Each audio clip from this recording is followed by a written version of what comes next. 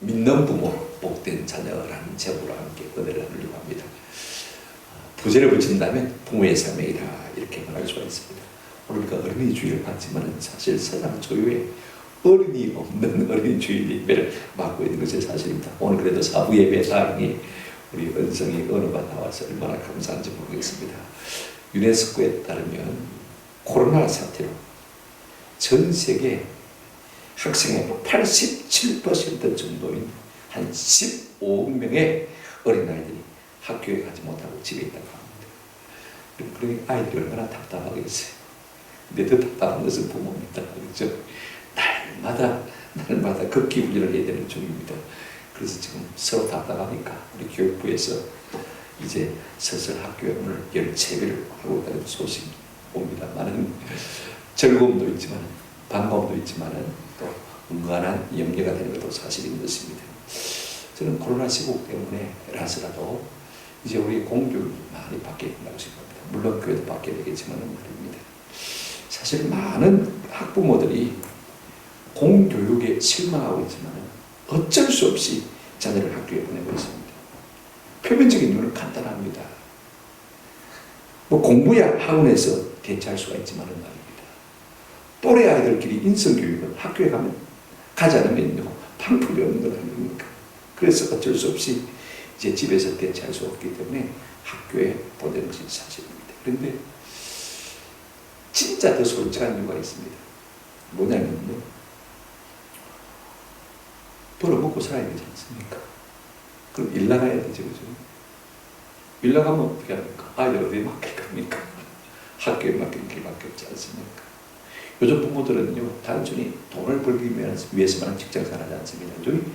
나도 사람인데 내 자아 성취가 있지 않느냐, 그렇게 해서 돈을 벌려고 하는 것을 볼 수가 있습니다. 취미생활도 해야 되고, 그죠? 또 부모지만 나도 한 개인으로서 사적인 삶이 필요한데 자녀 교육을 전적으로 가다해서 만나는 것은 너무 큰 희생인데, 그러니까 학교에 어쩔 수 없이 의미를 보내는 것을 우리가 볼 수가 있습니다.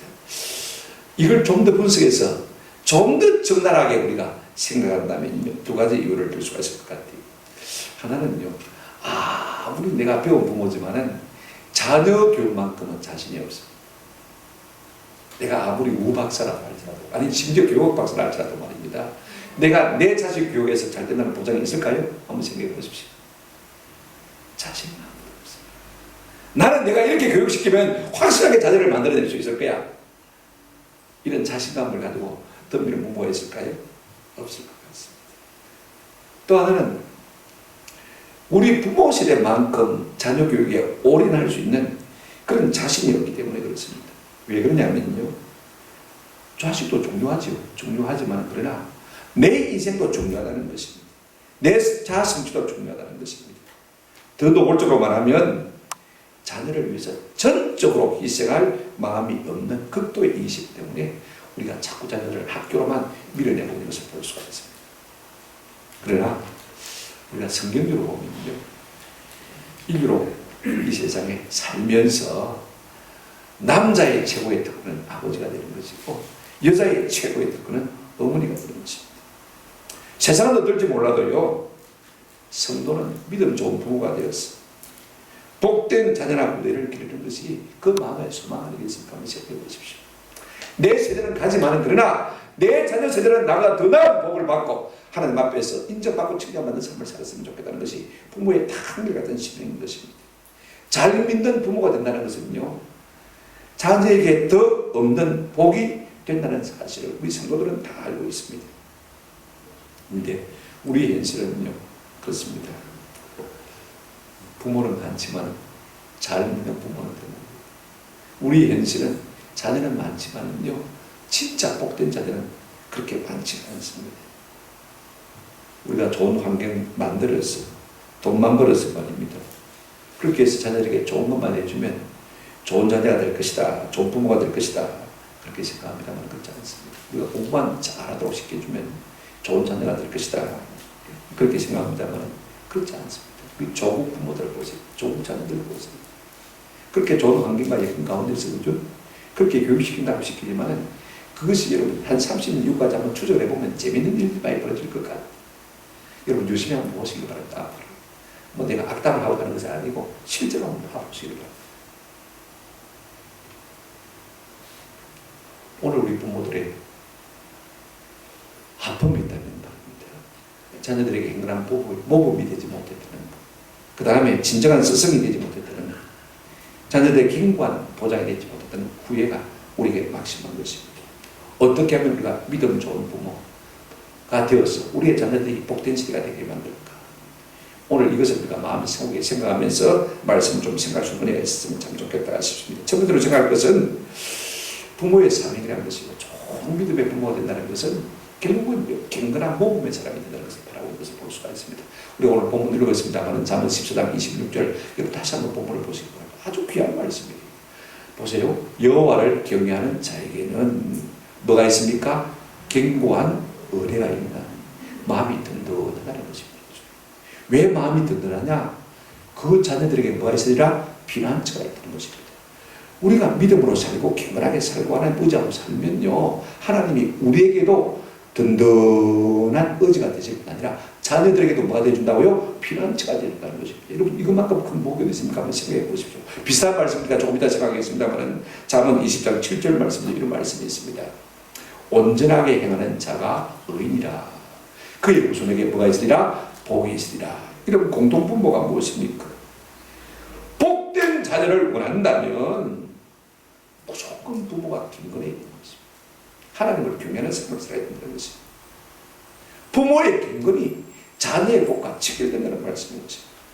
그런데 여러분 젊은 엄마 아빠들이 그걸 잘 모릅니다. 내가 내 자녀를 사랑하고 내 방식대로 키우면 잘 될 것이다. 다 그렇게 확신하고 있습니다. 그죠? 여러분 제 나이 또래가 되지만 그렇지가 않습니다.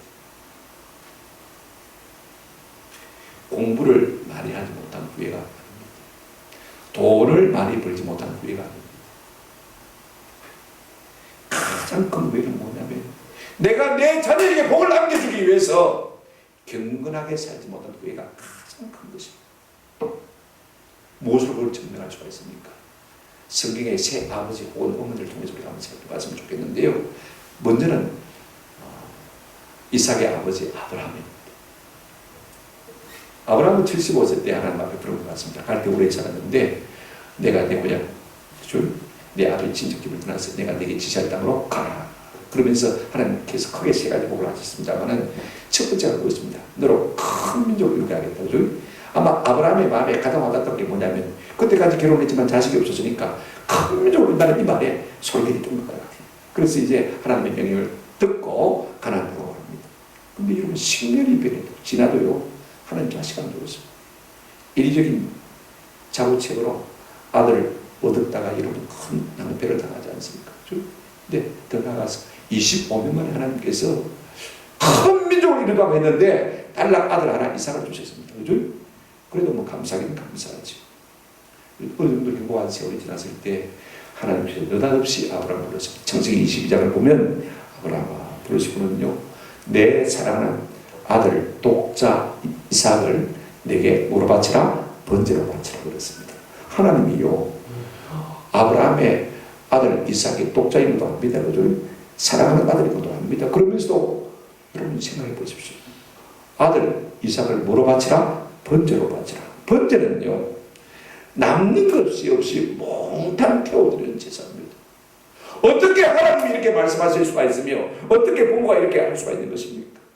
근데 놀라운 것은요 이 아브라함이 그 다음날 아침에 일찍 일어나서 장작을 펴요. 여러분 그 장작으로 누굴 태워야 됩니까? 아들 각을 떠서 태워야 되는 것입니다.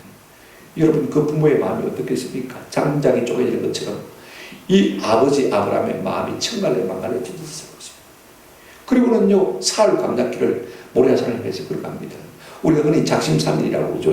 여러분 3일이면 마음이 변합니다. 그죠? 그럴 수밖에 없는데 아마 이 아버지 아브라함의 마음 아들 주게 된 아버지 아브라함의 마음은 천번 만번 왔다 갔다 했을 것입니다.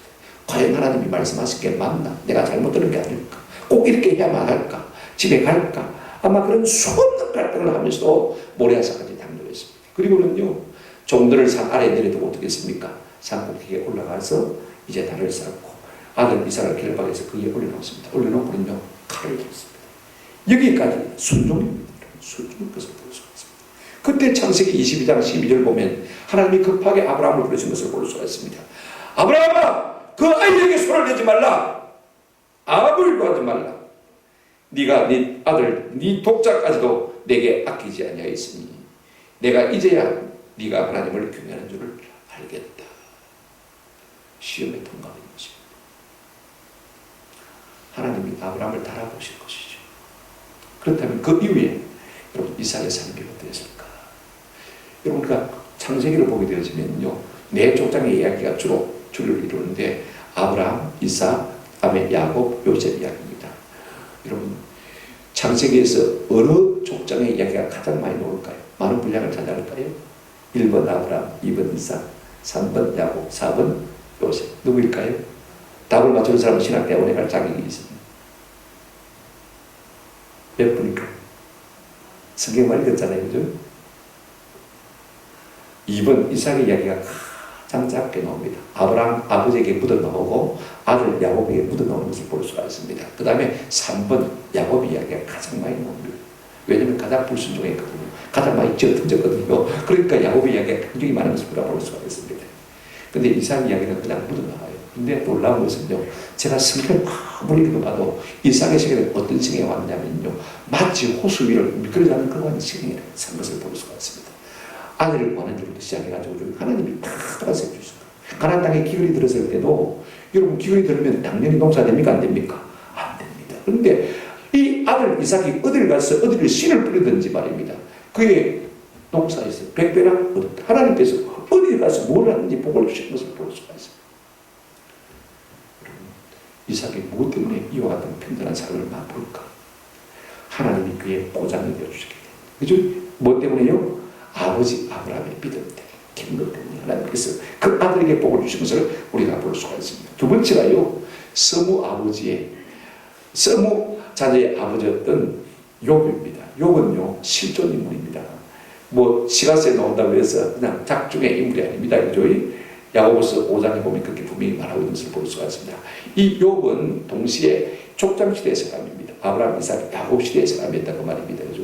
그런데 욥을 성경이 어떻게 말하고 있냐면 1장 1절에 보면 이렇게 말하고 있습니다. 우스 땅에 욥이라 불리는 사람이 있었는데 그 사람은 보십시오. 온전하고 정직하여 하나님을 경외하며 악에서 만자라 떠난 사람.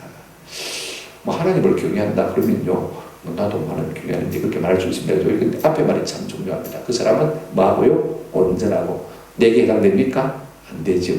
그 다음에 정직하다. 내게 해당됩니까? 안 되죠. 하나님을 경외하는 것은 잘 모르니까 놔두고 오죠. 그 다음에 악에서 떠난 자라. 우리가 악에서 떠난 자입니까? 정말로 욥은 그와 같은 사람입니다. 저는 종종 욥기 31장을 자주 읽습니다. 욥의 자기 고백인데요, 욥은 사람도 아니에요. 발에 흙 하나 묻히고 산 사람 같고 인생이에요. 그 시대에 어떻게 욥이 그렇게 길근하게 거룩하게 살 수 있었는가? 우리가 욥기 31장을 집에 돌아가서 한번 꼭 읽어보시기 바랍니다. 읽어보시는 분은 복을 받을지언정. 아멘. 안 읽었습니다만 읽어보시는 분은 복을 받을 것입니다. 저는 마음에 천주를 느껴요. 어떻게 사람으로 태어나서 이렇게 살 수 있을까? 그의 자녀가 아들 7딸 셋인데 말입니다. 동막에서 제일 잘 살았으니까 부자니까 말입니다. 보십시오. 10명의 자녀에다가 부모 있으면요, 한 달에 한 번씩 생일을 낮춰도 잔치가 몇입니까? 12분입니다. 그 다음에 손자들까지 있으면요, 매달 두세 번씩 잔치를 해요. 잘 사니까 말입니다. 근데 1장 5절에 보면요, 그의 김간에 한 명이 나타나는 것을 볼 수가 있습니다. 여러분 5절 한번 보실 겁니다. 그들이 차례대로 잔치를 끝내면 욥이 그들을 불러다가 뭐 해야 돼? 성결하게 하되 아침에 일어나서 그들의 명수대로 뭘 드렸으니? 번제를 드렸으니 그랬습니다. 여러분 아무래도 우리가 잔치를 하거나 흥청망청 살고 나면요, 하나님 앞에 부끄럽고 죄송한 일들이 많이 생기잖아요. 그죠? 아버지가 일을 합니다. 그죠? 그래서 잔치를 하고 나면 꼭 아버지가 아들들을 불러다가 뭐합니까? 그들을 성결하게 하는 것을 볼 수가 있습니다. 쉽게 말하면 예배를 드린 것을 볼 수가 있습니다. 그 다음에 그들의 명수대로 번제를 드렸다고 그랬습니다. 이 말이 참 중요합니다. 우리는 가족 단위로 그냥 헌금하고 말할 뿐이죠.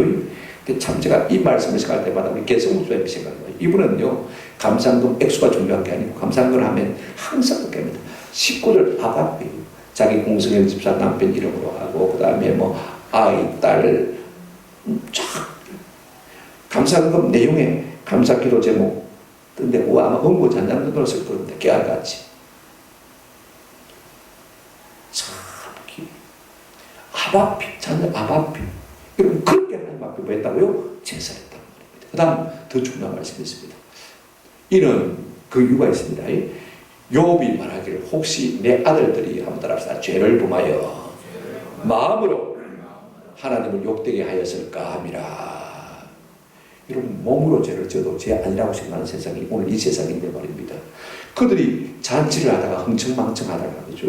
행여나 그 마음으로 하나님 앞에 욕되게 했습니까? 그것까지 염려해서 하나님 앞에 아바피 뭘 드렸다고 했습니까? 범사에 아바피 번제를 드렸다고 그렇게 했습니다. 더 놀라운 것이 있습니다. 제일 끝에 보면 뭐라고 했습니까? 욥의 행위가 항상 뭐더라? 이리더라. 어찌다 그렇게 하는 것이 아니고 매번 잔치하는데 일주일에 한 번씩 잔치하는데 그럴 때마다 그렇게 하나님 앞에 아바피 제사를 드렸다. 얼마나 하나님 앞에 경건하게 살려고 거룩하게 살려고 애를 쓸 사람입니까? 오늘 현대 교회 가운데 이렇게 사는 사람이 있을까요? 목사도 그렇게 살려고 못할 것 같아요. 참 경건한 사람. 그런가 하면요 세례요한의 아버지 사가랴의 경로를 한번 생각해 보십시다. 이 사람은 아비야 반들의 제사장인데 자기 차례가 되어서 이제 성전에서 향전에서 이제 분양을 하고 있을 때입니다. 그때 우편에 하나님의 천사가 썼습니다. 네가 아들을 낳으니 이름을 요한이라 하라 그랬습니다. 그가 예수 그리스도의 전령이 될 것이다. 여러분 제사장도요 자식이 없으면요 세간도 들어가서 얼마든지 결혼할 수가 있습니다. 그 당시에 풍조가 다 그랬습니다. 그럼에도 불구하고 그들 부부는 그렇게 하지 않았습니다. 누가복음 1장에 보면 1장 6절에 그들 부부에 대해서 이렇게 말하고 있습니다. 이 두 사람이 하나님 앞에 의인이니 주의 모든 계명과 규례대로 뭐가 없이 행하더라? 흠이 없이. 제사장이라고 해서 꼭 그럴 수가 있습니까? 그죠? 다 부족한데 그죠? 그런데 그들 부부만큼은 유별나게 독특하게 주의 모든 계명과 규례대로 뭐가 없이 행했다고요? 흠이 없이 행했어요. 그랬더니 하나님께서 그에게 너저막하게 아들을 주시는데 말입니다. 그 아들이 누구라고요? 세례요한입니다. 그가 예수님의 전도로서 많은 사람들의 마음을 사로잡아 주께 복종시키는 사람이 되는 것을 우리가 잘 알고 있습니다. 이 세 사람의 공통점이 무엇일까요? 그들은 그들의 경건으로 말미암아서 하나님께 알려진 것이고 그들의 경건으로 말미암아 하나님 앞에 복을 받은 사람일 뿐 아니라 그 자녀들에게도 복을 끼친 사람이라는 것입니다. 그러므로요 부모의 첫 번째 사명이 뭐냐면 경건하게 사는 것입니다. 자녀들에게 경건의 모범을 보이는 것입니다. 이런 부모는요 가정을 만세반성 위에 세우는 부모는 조금 더 다를 바가 없는 것입니다. 시편 103편 17절 18절에 이런 말씀이 있습니다. 여호와의 인자하심은 자기를 경외하는 자에게 영원부터 영원까지 이르고 그의 의는 자손의 자손에게까지 말이니 이르리니. 하나님의 인자하심은 어떤 사람에게 자손의 자손까지 이르게 하느냐면요 한번 답시다. 여호와를 경외하는 자에게 여호와를 경외하는 자 하나님을 두려워하는 자에게 하나님의 은혜가 자자손손 흐르는 복을 주신다 그 말씀인 것입니다. 우리가 경건하게 사는 것은요 신의 노예가 되는 것이 아닙니다. 종교의 노예가 되는 것을 결단한 거 아닙니다.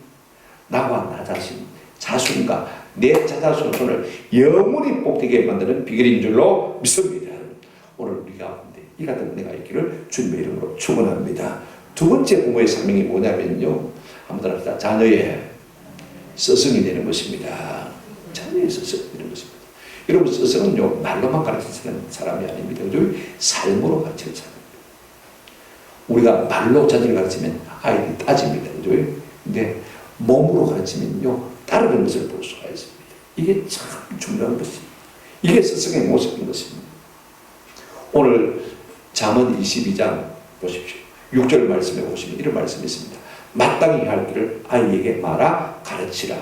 그리하면 늙어도 그것을 떠나지 아니하리라. 그렇게 말씀하고 있는 것을 볼 수가 있습니다.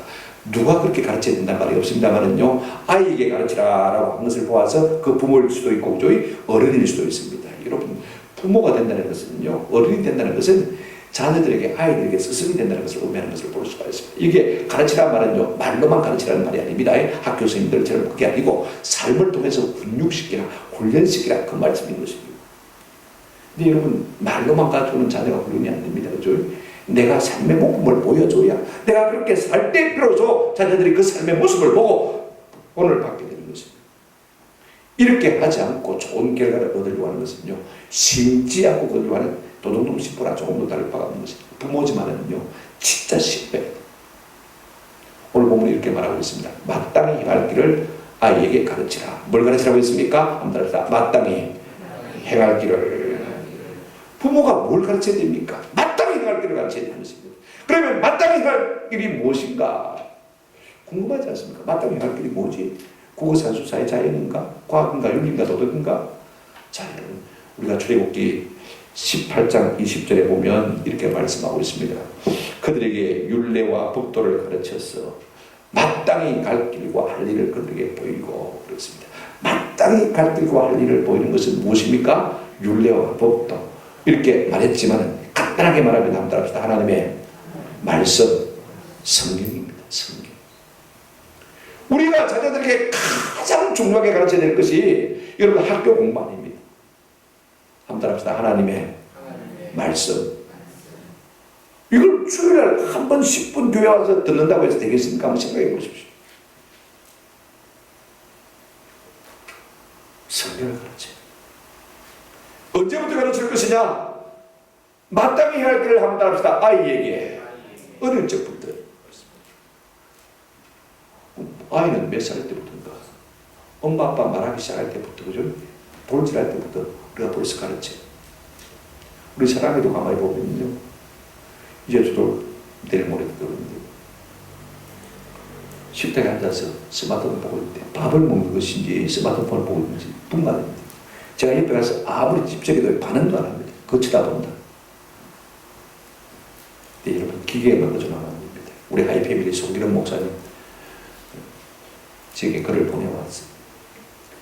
자기 연구소에서 세미나를 하는데 부모가 어떻게 한 번 통탄을 하면서 그런 강좌문을 쓴 것을 제게 보내왔어요. 제가 조금만 읽어드리겠습니다. 어쩌다 이 지경이 되었을까요? 생각해보면 다 내 잘못이에요. 뭐가 그리 바빴는지 애를 홀로둔 시간이 많았거든요. 어쩌다 집에 있는 날도 아이가 귀찮았어요. 다가오면 밀쳐댔지. 얼마나 달라붙던지 그때마다 짜증을 냈죠. 어느 날 아이 손에 스마트폰을 쥐어줬어요. 마법 같았어요. 혼자 조용히 몇 시간이고 어찌나 잘하던지. 애 보는 기가 따로 없었어요. 그렇게 크던 아이가 초등학교 4학년이 되자 스마트폰에 중독이 되고 말았습니다. 밥 먹는 시간 이후에 온종일 꼼짝도 하지 않고 게임에 빠져 있었습니다. 그만하라고 하면 그때뿐입니다. 밥 먹는 시간 이후에 또 어느새 손에 스마트폰을 들고 있었습니다. 머리끝까지 화가 나서 뺏으려고 하면 뺏기지 않는 아이와 실랑이가 벌어집니다. 결국 감정이 폭발합니다. 스마트폰을 집어던지며 소리를 지릅니다. 다음 말도 똑같은 일들이 매번 반복됩니다. 여러분, 기계한테 아이를 맡기면 안 됩니다. 여러분, 세상과 세상에 속한 것은요, 장점도 있지만 한번 알아봅시다. 부작용도 훨씬 더 많습니다. 이걸 아세요. 가장 안전한 것은 무엇이냐? 사람이 인격과 삶을 통해서 경험하는 것이 가장 안전한 것입니다. 그게 부작용이 없어요. 언제부터 가르칠 것이냐? 태중에서부터 가르칩니다. 보세요. 엘리사벳이 세례 요한을 잉태하고 한 6개월 지났을 때입니다. 그때 마리아가 이제 성령의 감동으로 예수를 잉태하고 이제 엘리사벳을 찾아 방문하러 갔습니다. 누가복음 1장 44절에 보시면 이제 마리아가 오는 것을 엘리사벳이 보고 이렇게 말합니다. 보라, 네 문안하는 소리가 내 귀에 들릴 때에 아이가 내 복중에서 기쁨으로 울었도다. 네가 오니까, 네 속에 계신 예수님이 오니까 내 속에 있는 세례 요한의 6개월짜리가 어떻게 했다고요? 기쁨으로 뭐였다? 되물었다. 여러분, 태중의 생명도 생명입니다. 할렐루야. 맞습니다. 생명입니다. 오늘 우리는 태중에 있는 생명을 예서 되려고 해요. 중요한 것은요, 그때도 아이가 영적인 존재이기 때문에 영적인 분별력을 가지고 있다는 사실을 말해주고 있는 것을 볼 수가 있습니다. 그러면 부모가 언제부터 아이를 교육해야 되느냐? 딱 임신하면서부터 교육해야 돼요. 자기 교육을 하는 것이죠. 말씀과 기도. 늘 먹이는 것이 곧 아이에게 먹이는 것입니다. 부모가 먹는 것이 아이에게 흘러가는지 말입니다. 내가 먹는 것이 자녀에게 흘러가는 것을 우리가 기억할 필요가 있습니다. 그럼 어떻게 부모가 자녀에게 가르쳐야 되느냐? 이렇게 말하고 있습니다. 마땅히 할 길을 아이에게 가르치라. 그리하면 한번 더 늙어도 그 길을 떠나지 않으리라. 여러분, 우리가 뭐 속담에 3살 버릇 8까지 간다. 귀에 못이 박히도록 듣고 있지 않습니까? 어릴 적 습관을요, 죽을 때까지 합니다. 우리가 다 알고 있지 않습니까? 그래도 중요한 것은요, 좋은 습관을 어릴 때부터 많이 들어주는 것이 참 중요합니다. 그것이 그 사람이 뭐가 됩니까? 인격이 되고 그 사람의 결국은 뭐가 됩니까? 운명이 되는 것입니다. 뭐 태어나면서도 어수과 금수과 입에 물고 태어나도요, 그 별 수 없어요. 시간이 지나면 어떻게 될지 모릅니다. 그러나 어릴 때부터 좋은 습관을 들여주면 그것이 인격이 되고 그것이 그 사람의 장래에 복된 운명이 되는 것을 우리가 볼 수가 있습니다. 부탁을 드리고 싶은 것은 이것입니다. 부모는요, 배려나 자녀의 좋은 스승이 됩니다. 좋은 스승이 되려면 자기가 날마다 뭐 해야 됩니까? 배워야 돼요. 이걸 배워야 됩니다. 자기가 자라봐야 돼요. 대부분 사람들이요, 언제까지 자라냐면 25살 정도까지 자라는 것 같아요. 그래서 결혼 딱 하면 성장 끝입니다. 주변의 사람들 보면 그래요. 더 이상 배우려고 하지 않았습니다. 여태까지 배운 거 아주 오래 먹고 사는 것을 볼 수 있어요. 그러니까 항상 어리게도요, 어른아이와 불과한 것입니다. 그런 부모가 되어서는요, 자녀를 복되게 할 수가 없습니다. 아이를 가르치려면 내가 성장해야 되는 것입니다. 자녀를 제대로 가르치는 부모의 복이 뭐냐면 자기가 성장하는 것입니다. 아멘? 자기가 성장하는 것입니다. 그러므로 부모의 사명은요, 항상 자녀의 스승이 되는 것이 부모의 사명인 것입니다. 이 같은 은혜가 있기를 주의 이름으로 축원합니다. 그렇지 못하면요, 고아원 부모 같은 것이 부모가 아닙니다. 사육하는 것이지 양육하는 것은 아닙니다. 부모가 자라야 진정한 자녀 교육이 될 수 있는 줄로 믿습니다. 세 번째 부모의 사명이 뭐냐면요, 한번 합시다. 자녀의 보장이 되는 것입니다. 아까도 읽었습니다만 잠언 20장 7절 말씀 다시 한번 보시기 바랍니다. 온전하게 하는 자가 뭐라? 의인이라. 그의 후손에게 뭐가 있다? 복이 있다. 아까 읽었습니다만 잠언 14장 26절 말씀 다시 한번 읽어보십시다. 여호와를 경외하는 자에게는 견고한 의뢰가 있나니. 그 다음 말씀 시작. 그 자녀들에게 피난처가 있으리라. 우리가 경건하게 사는 것이 자녀들에게 견고한 보장이 되는 것입니다. 이걸 우리가 아십니다. 여러분, 이 세상에요, 자녀에게 보장이 되는 확실한 어떤 것도 없습니다. 맞습니까? 보험을 들어가줘도 상관없습니다. 그게 확실하다고 말할 수가 없습니다. 내가 아무리 공부를 시켜줘도요, 그것이 자녀에게 복이 된다, 보장이 된다, 그거 없습니다. 내가 수많은 유산을 물려준다 할지라도 그것이 자녀에게 보장이 된다, 그건 확신이 없습니다. 이걸 아십니다. 우리가 자녀들에게 가장 큰 보장이 되어주면요, 부모가 말씀대로 사는 길밖에 없습니다. 말씀 가운데 사는 길밖에 없습니다. 예를 들어 볼까요? 여러분, 성경에 노아입니다. 그가 세 자녀를 살린 것을 볼 수가 있습니다. 여러분, 노아는 우리가 잘 알지 않습니까? 자, 창세기 6장 9절에 보면 노아에 대한 간단한 프로필이 나오는 것을 볼 수가 있습니다. 이렇게 말하고 있습니다. 이것이 노아의 조건이라. 노아는 의인이요. 그렇습니다. 그 다음에 두 번째, 당대 완전한 자라. 그는 하나님과 동행하였으며 이렇게 말하고 있습니다. 근데 당대 완전한 자란 말이 참 제 마음에 와닿아요. 노아 당시에 완전한 자라는 것입니다. 그러면 노아 당시의 시대는 어떤 시대냐? 6장 1절 2절에 보면요, 하나님의 아들들이 경건한 하나님의 백성들이 말입니다. 사람의 딸들, 하나님 안 믿는 백성들을 보고 그 아름다움에 반해가지고 말입니다, 불신 결혼을 함부로 했던 그런 시대였습니다. 무슨 말이냐면요, 믿는 사람이나 안 믿지 않는 사람이나 다른 것이 없더라고 말인 것입니다. 그 다음에 6장 6절 7절에 보면 하나님 이런 말씀하신 것을 볼 수가 있습니다. 땅 위에 사람 지으셨음을 감탄하사 마음에 마시고요, 근심하시고 이러시되 내가 창조한 사람을 지면에서 말아 썰어버리겠다.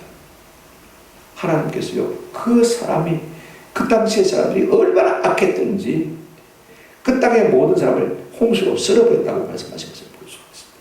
그런 시대에 이 노아가요, 당대 완자라 완전한 자라. 유일하게 그와 하나님의 경건한 백성인 것을 볼 수가 있습니다.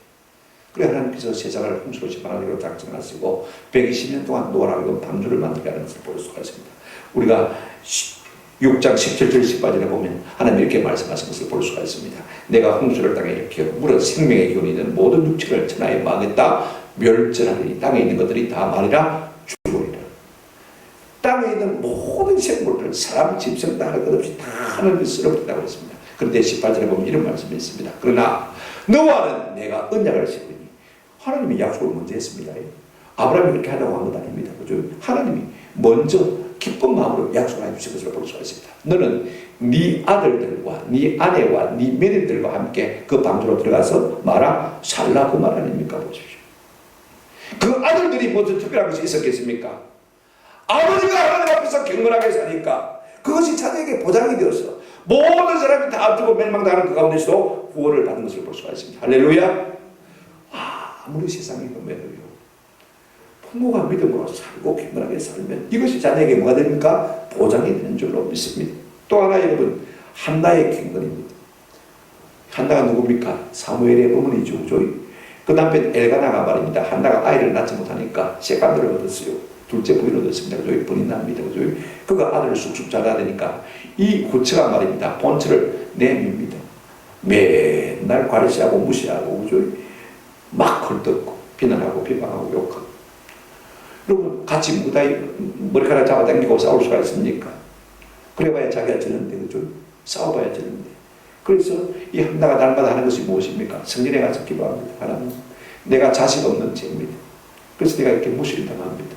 하나님 내게 태문을 여셔서 자식 주시면 내가 그 자식을 하나님께 바치겠나이다. 소원하고 기도합니다. 그 당시에 제사장이 누구냐면 엘리 제사장인데 영적으로 굉장히 어두운 사람입니다. 그가 지금 마음이 상해서 기도하고 있는데 옆에 가서 하는 말이 뭐냐면요. 어이 한 집사 술 좀 그만 먹어라. 대낮부터 치가지고 그게 뭐고. 여러분 자기는 지금 마음이 상해서 마음이 있습니까? 하나님 앞에 기도하고 있는데 시험 안 들겠어요. 그죠? 그런데 시험 들지 않고 아이고 제사장님 그런 게 아닙니다. 내가 마음이 있을 겁니다. 자식이 없어서 얼마나 슬픔을 당하는지 모릅니다. 그래서 하나님 앞에 자식 한다고 기도밖에 없습니다. 엘리 제사장이 미안하니까요. 아이고 하나님께서 네 기도한 것을 응답해 주시겠구나 축복해서 보냈습니다. 그래서 집에 가서 아이가 잉태가 됐어요. 아들을 낳았는데 이름을 뭐라고 했습니까? 사무엘이라고 했습니다. 여러분 하나님이 들으셨다. 그래서 소원한 대로 아이가 젖을 떼자마자 하나님의 성전에 갖다 주었습니다. 엘리 제사장에게 맡긴 거예요. 인간적으로 생각하면 고안에 맡긴 것이라 조금 더 다를 바가 없습니다. 엘리의 두 아들 홍리와 비라스는요 불량장국의 불량장인데 벨리알의 아들들이라고 했으니까 완전 깡패 수준인데 제사장이 아니고요. 그런 아이들이 그런 엘리의 제사장의 아들들이 이 사무엘을 돌봤겠습니까? 내비둔 것이죠. 그렇다고 할아버지는 엘리 제사장이 사무엘을 돌보겠습니까? 제가 성경을 따라 올라온 것은요 전에 예상 드렸는데 사무엘상 3장에 보시면 이런 말씀이 있습니다. 13절에 이 어린 사무엘이 어디서 잤느냐면요 이렇게 말하고 있습니다. 하나님의 궤가 있는 여호와의 전난에 인자 젖된 30살 된만 아이가요 집에서 엘리 제사장 할아버지 침대에서 갇히지 않게 아니고 교회 마룻바닥에 잤단 말이에요. 그러면요 어머니 한나는 완전히 아들 갖다가 고아원에 내던진 것이라 조금도 다를 바가 없는 것이에요. 그런 사무엘 하나님이 만나주시고 말씀하시니까 이스라엘의 건국의 국부가 되더라 그 말인 것입니다. 사무엘상 3장 19절입니다. 사무엘이 자라매 여호와께서 그와 함께 계셔서 그의 말이 하나도 땅에 떨어지지 않게 하지. 할렐루야. 그의 말이 하나도 땅에 떨어지지 않게 하나님 말씀같이 하신 것을 볼 수가 있어요. 그만큼 하나님께서 이 사무엘에게 복 주신 것을 볼 수가 있어요. 누구의 믿음 때문에요? 누구의 경건 때문에요? 한나의 경건 때문에 하나님께서 그와 같이 갚아주신 것을 볼 수가 있어요. 아까 제가 말씀드렸습니다마는 이 세례요한의 아버지 사라도 마찬가지입니다. 그 부부가 나이를 들도록 자식이 없었습니다마는요 경건하게 살았어요. 누가복음 1장 6절에 보니까 이 두 사람이 하나님 앞에 의인이 주의 모든 계명과 그리도록 겁이 없이 행하더라. 그래 하나님께서 아들을 주셨습니다. 근데 누가복음 1장 80절에 보니까요 그 아들이 지금 어디 있는가 한번 보십시오. 아이가 자라며 심령이 강하여지며 이스라엘에게 나타날 날까지 어디에 있으니라? 편들에 있으니라. 나이 늙어서 얻은 자식인데 여러분 얼마나 애중지 귀하게 키웠겠습니까? 한번 생각해 보십시오. 우리 생각하면 그렇게 키웠을 것이 당연한데 그 아이가 지금 어디에 있습니까? 빈들에 있습니다. 광야에 있단 말입니다. 아마 자연동굴에서 살았던 것 같아요. 그걸 추적할 수 있는 한 근거 하나 더 있습니다. 마태복음에 보시면 3장 4절에 이런 말씀이 있습니다. 이 요한은 낙타 트롯을 입고 허리에 가죽띠를 띠고 음식은 메뚜기가 뭐였더라? 석전이었더라. 원시 생활했다 그 말이 것입니다. 동굴 속에서 원시처럼 그렇게 살더라고 말이 것입니다. 무슨 뜻한 바가 있었겠죠. 그런데 여러분 중요한 것은요, 그렇게 살았음에도 불구하고 하나님의 성령이 그를 보장해 주시니까요, 하나님이 보장해 주시니까 그가 예수 그리스도의 전력이 되어서 우리 예수님 말씀하신 대로 뭐라고 했습니까? 여자가 낳은 자 중에 세례요한보다 거리가 있다 없다? 없다라고 말씀해 주신 것을 볼 수가 있습니다. 내가 뭐 돈을 가지고 처발라서 자식을 보장해 주는 것이 아닙니다. 공부를 많이 시켜줬어요. 자식의 보장, 내가 보장을 했다는 거 아닙니다. 우리의 경건 생활, 우리의 믿음 생활, 말씀대로 사는 삶이 자녀에게 보장이 되는 줄로 믿습니다. 말씀을 뵙습니다. 아니, 나도 경건하게 산다고 살았는데 그럼 우리 자식들은 왜 로또가 나타납니까? 그렇게 말하는 분들이 있을지 모릅니다. 낙심하지 마십시오. 그게 여기에 끝이 아닙니다. 때가 되면 하나님께서 반드시 높여주실 줄로 믿습니다. 여러분 보십시오. 이제 우리가 이 코로나 사태 이후로 많은 것이 달라져야 되는데 뭐 학교 교육은 뭐 내 손이 아니니까 대필 두고 보죠. 지금 우리 중학교 1학년 기준으로 제가 살펴보니까요, 학교에서 공부하는 과목이 중학교 1학년이 13과목이더라. 온라인 수업하면서 15과목을 늘어나는 것을 봤고, 동일하게 중학교 1학년, 미국의 노스캐롤라이나주의 아이들에 비교해보니까 정규 과목이 6과목, 지금은 코로나로 발병해서 3과목만 인터넷에 합니다. 제가 이걸 보면서요,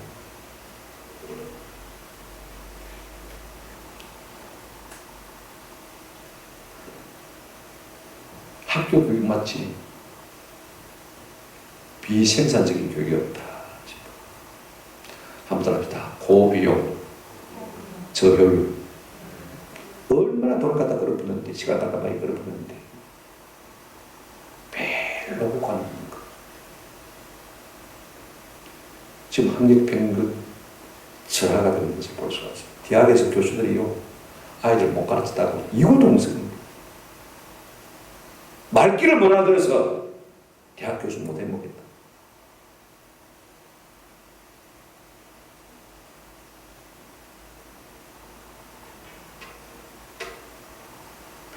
뭐 세상은 그러다 치더라도 우리 교회 부부들은 좀 마음과 생각을 좀 바꿨으면 좋겠습니다. 예수 믿는다고 하면서도 독특한 맛이 전혀 없습니다. 너무 세상적인 방식에 익숙해 있습니다. 이 코로나 사태로 우리가 좀 마음의 생각을 달리할 필요가 있을 것 같아요. 이제는 이 일상 같지 않은 일상이 이렇게 일상이 될 것이니 이걸 갖다 뉴 노멀이라고 합니다. 뉴 노멀. 이런 일들과 자주 경험해야 될 것 같습니다. 이 마지막 시대에 우리가 굳게 서는 비결은 다른 거 없습니다. 저는 부모들에게 꼭 부탁을 드리고 싶은 것이요, 우리 주일학교 중고등부 교재를 집으로 가져가시길 바랍니다. 집에서 정규 수업, 학과 공부하는 것처럼 아이들에게 가르치시길 바랍니다. 이길 위해는요, 이 마지막 시대를 이길 방법이 없어요. 이거 외에는요, 우리의 자녀들의 보장이 되는 것이 아무것도 없어요. 우리 스스로가 경건한 본이 되시고요, 우리 스스로가 자녀의 스승이 되시고, 우리 스스로가 자녀의 보장이 되는 삶을 살자면요, 이 말세의 자녀들이 살아남겠습니까? 한번 생각해 보십시오. 무슨 일을 당할지 아무도 알지 못합니다. 동성애가 제가 아니다. 아이들 때부터 성교를 가지고 있는 이 시대가 무슨 소망이 있겠습니까? 한번 생각해 보십시오. 부탁을 드립니다. 세상에서 가장 귀한 부모는 믿는 부모요. 세상에서 가장 복된 자녀는요, 믿는 부모를 둔 자녀들입니다. 아멘. 우리 은성이 어루가 있는데 하나님 앞에 감사 많이 좋은 믿음의 가정에서 태어나게 주신 것 너무너무 감사하고, 믿음의 부모를 주신 것 너무너무 감사해요. 자라보면 알 거예요. 내 실력으로 세상을 살아주는 것이 아니라 하나님의 은혜로 살아준다는 사실을 여러분들이 아마 나중에 깨닫게 될 거예요. 우리 부모들은요, 이 여름 되일수록 경건의 본이 되시는 부모님이 되시기를 바랍니다. 친자자녀의 스승이 되시고 사표가 되시고요, 친자자녀의 보존이 되시는 그런 부모가 되어서 가정을 만세반세교회 던들이지 않는 은혜가 있기를 주님의 이름으로 축원합니다. 아멘.